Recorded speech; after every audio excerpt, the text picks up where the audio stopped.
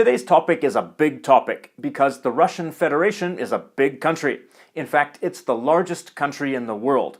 Its total land area is over 17 million square kilometers, stretching from Europe all the way to East Asia. It's home to over 142 million people, 35 official languages at the regional level, and over 100 minority languages are spoken daily. The Russian Federation is composed of 85 divisions called federal subjects, of which there are several types with varying levels of autonomy, but all of them are ultimately under the control of the executive government, which as of 2022 is the administration of President Vladimir Putin. Two of those 85 federal subjects are located in Crimea and became federal subjects in 2014. According to Russia, that is. They aren't recognized as part of Russia by most countries. Russia is a transcontinental country extending over a vast area of two continents, Europe and Asia. Being the largest country in the world in terms of area, it's no surprise that Russia ties China for sharing borders with the largest number of countries, 14 countries in total. They are, from west to east, Norway, Finland, Estonia, Latvia, Belarus, Ukraine, Georgia, Azerbaijan, Kazakhstan, Mongolia, China, and North Korea. But wait, that's only 12 countries. Right, don't forget about Kaliningrad. This exclave of Russia borders Poland and Lithuania, bringing us to a total of 14 countries. Most of Russia's 140 million people live in the western part of the country, near the Baltic Sea to the north and Caspian Sea to the south, and in the south along the border with Kazakhstan. This is in large part because those areas are the most hospitable.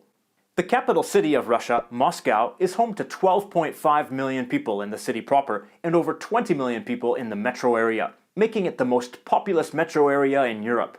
The second and third most populous cities are St. Petersburg at 5.5 million and Novosibirsk at 1.6 million, respectively.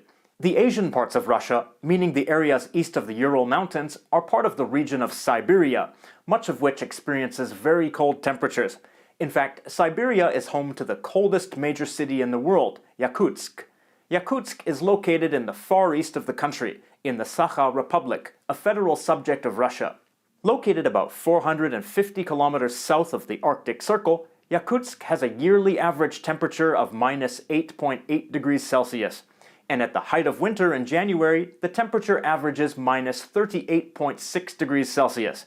That's the average, meaning it gets colder at night. A large percentage of the population here are ethnically Yakut and speak the Yakut language, a Turkic language, in addition to Russian, of course. About 81% of Russia's population is ethnically Russian, while about 19% of the people belong to ethnic minorities. The Turkic Tatar people form the largest minority, and there are others such as Ukrainians, Chechens, other Turkic peoples aside from Tatars, and others.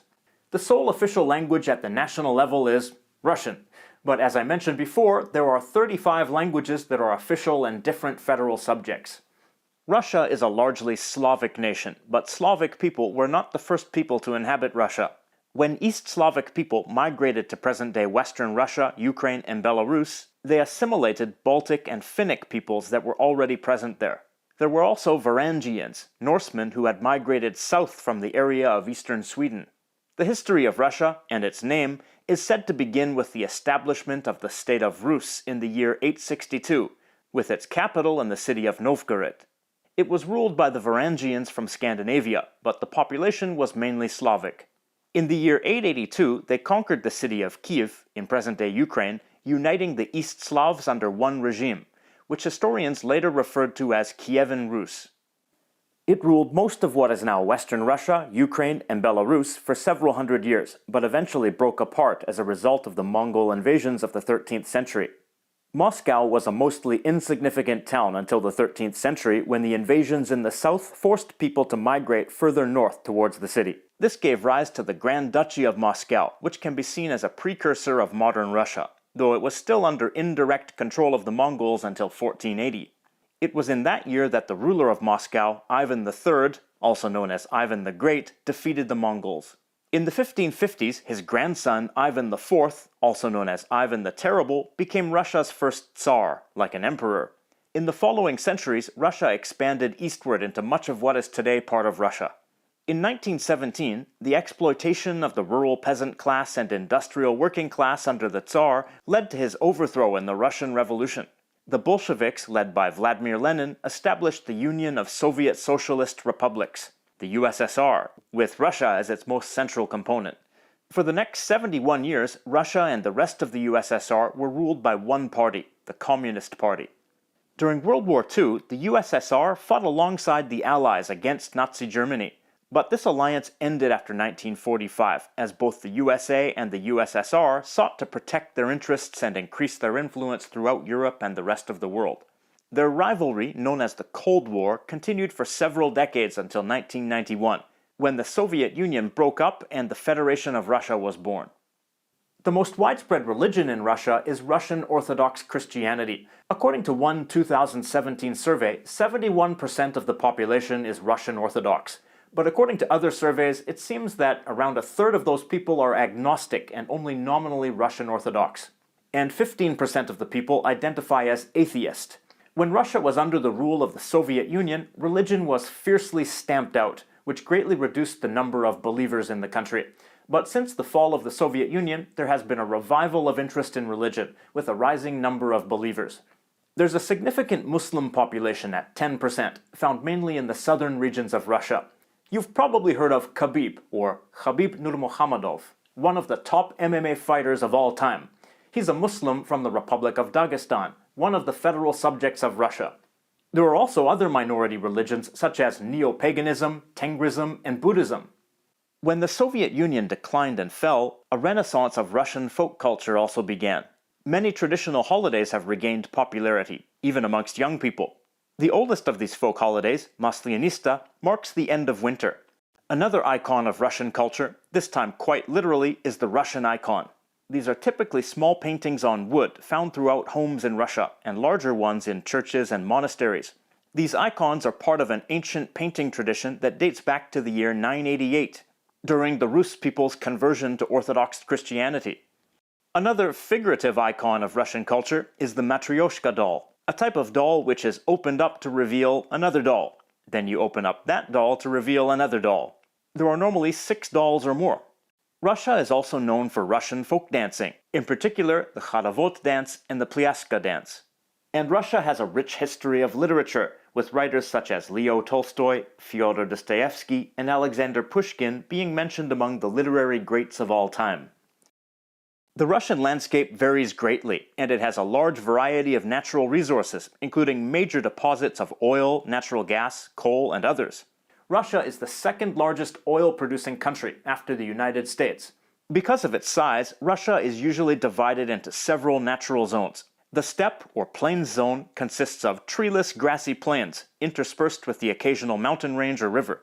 The Russian steppe makes up most of southwestern Russia and is Russia's main agricultural region due to its fertile conditions. As of early 2022, Russia is the world's largest exporter of wheat, and it's the second largest exporter of sunflower seeds after Ukraine. The Taiga zone consists of subarctic coniferous forests, which cover the majority of Russia's land. It stretches approximately 5,800 kilometers from the Ural Mountains to the Pacific Ocean. Among the animals able to survive in this harsh environment are moose, reindeer, and brown bears. Bears are revered in Russia and considered a symbol of the country. The Siberian tiger, the largest cat in the world, is indigenous to the taiga of eastern Russia. That's right, you can find the Siberian tiger in the taiga.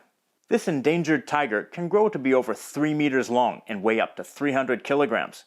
In the eastern part of the taiga zone, there's a tiny 3 by 6 kilometer desert called the Chara Sands, which is surrounded by tundra, mountains, river, and swamps, with no transition zone. This is very unusual for a desert. Russia also has a semi-arid desert area north of the Caspian Sea, and there are also Arctic deserts on Russia's most northern islands, at the northern extreme of the country's tundra. The icy Arctic tundra lies to the north of the taiga and comprises about 10% of Russia's land. It consists of land with few trees, normally covered in permafrost for most of the year. It serves as a habitat for animals like Asiatic black bears and polar bears, snow leopards, Arctic foxes, and reindeer. Russia's tundra is home to numerous ethnicities who have traditionally engaged in reindeer herding. There's also volcanic activity in Russia, in particular in the Kamchatka Peninsula and the Kuril Islands. Mount Klyuchevskaya, located in Kamchatka, is Russia's tallest and most active volcano, having erupted in 2007 and 2010. It stands at 4,835 meters tall. The Kuril Islands are also a source of dispute between Russia and Japan, with Japan claiming the southern Kuril Islands as part of its territory. They were occupied by Russia in 1945 at the end of World War II. As such a huge country, there's so much we could say about Russia, but hopefully this video gave you a bit of an idea about just how big it is and just how diverse it is in terms of its geography, climate, and even people. There are many people who've heard about Russia mainly in the domain of politics and international relations, but hopefully you learned a thing or two about other aspects of the country. Now over to you. What's something about Russia that you were surprised by while watching this video? And if you're from Russia, what else would you like people to know about your country? If you like content like this and you'd like to support this channel, consider becoming a member of this channel. You'll be able to see videos 1 week before everyone else and completely ad-free, with no ads or promos. Click the join button next to the subscribe button for more information. And to everyone, thank you for watching and have a nice day.